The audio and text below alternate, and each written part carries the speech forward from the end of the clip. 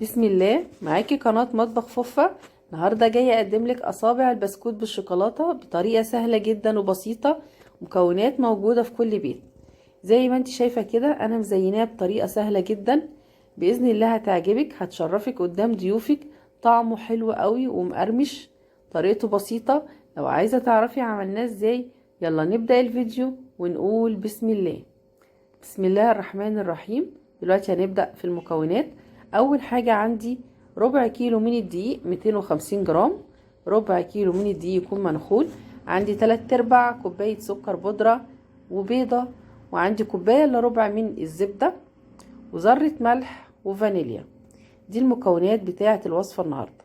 هجيب عندي البولة وهبتدي انزل بالزبدة، وتكون الزبدة بدرجة حرارة التلاجة، تكون طرية وتكون ساقعة. تمام. اجيب عندي المضرب الكهرباء وابتدي اخفق فيهم لحد ما الزبدة تنعم معايا خالص بالشكل ده كده. تاني حاجة هنزل عليهم 3/4 كوباية سكر بودرة. السكر انا عايزاه يكون ناعم خالص. هبتدي اخفق الزبدة مع السكر لحد ما يختفي خالص ويبقى بالشكل ده كده. هجيب عندي بقى البيضة، والبيضة هبتدي ادوبها بالشكل ده، لان انا مش عايزة البيضة كاملة، انا هاخد نص البيضة. تمام. الصفار مع البياض اهو بالشكل ده كده، وهستمر في الخفق.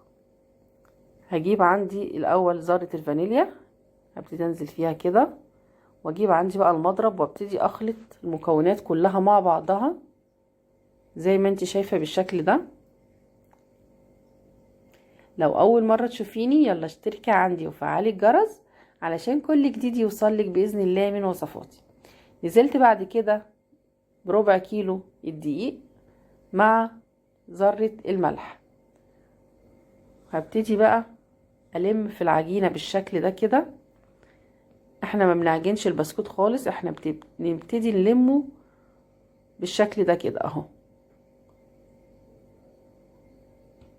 العجينة طرية وناعمة جدا معايا اهي.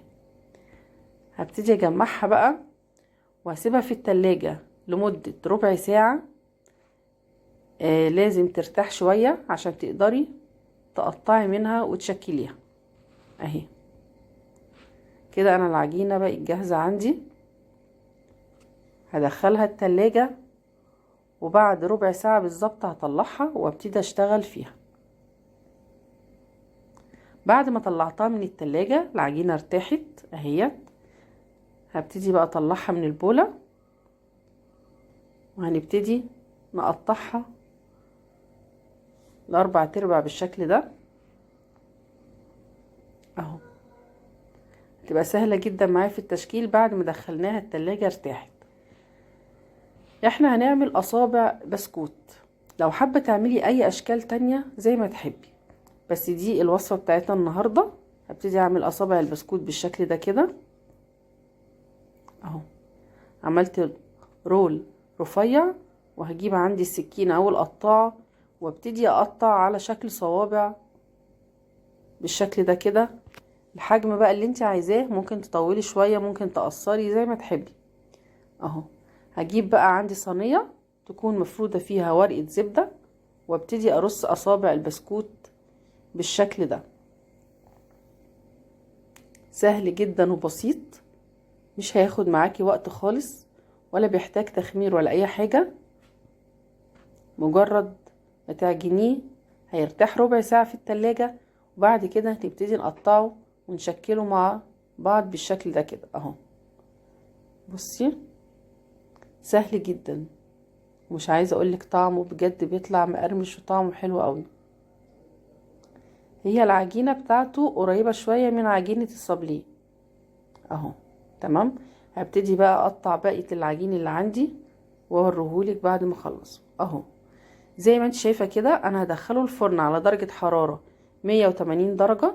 اول ما الاقيه احمر من تحت هولع الشواية ياخد وش، وبعد كده هطلعه. وده شكل البسكوت بعد ما طلع من الفرن، طالع ما شاء الله مستوي ومقرمش ولونه حلو قوي، اللون الذهبي الجميل ده. هي البسكوتة سخنة اهي.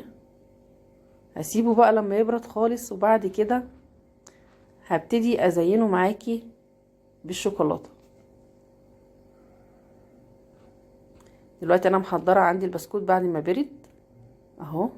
عندي بقى شوكولاتة مسيحاها في الميكروويف، شوكولاتة بني، وعندي شوكولاتة بيضة، وعندي فرماسيه، وعندي سبرينكل. وهبتدي ازينه معاكي بطريقة سهلة جدا. انا بوريكي افكار وانتي بقى تبدعي زي ما انتي عايزة. زيني اهو. هنزل بيه في الشوكولاتة، بعد كده اطلعه على ورقة زبدة اهو علشان الشوكولاتة تنشف عليه.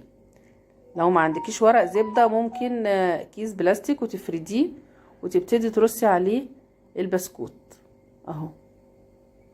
سهل جدا، مكوناته بسيطة بجد، بيبقى طعمه حلو قوي، هينفع معاكي في اي مناسبة اهو. ده الشوكولاتة البيضة زي ما انت شايفة كده، مخدش معايا وقت خالص، بالشكل ده كده. هبتدي بقى اجيب عندي السبرينكل وازين بالشكل ده. هيعجب جدا الاولاد، طعمه بجد روعة. امشي بنفس الخطوات والطريقة اللي انا قلتلك عليها، هيطلع معاكي ناجح من اول مرة. وهو طالع بحجمه يعني ما فرش خالص مني، لان احنا محطيناش بيكنج باودر، فعشان كده طالع القوام بتاعه زي ما حطيناه. هبتدي بقى ازينه بالشكل دوت بخطوط من الشوكولاتة البيضة ديت، شوكولاتة بني. هخلصه بقى بنفس الطريقة اللي انا وريتهولك، وبعد ما اشكله كله هرجع واوريهولك في طبق التقديم.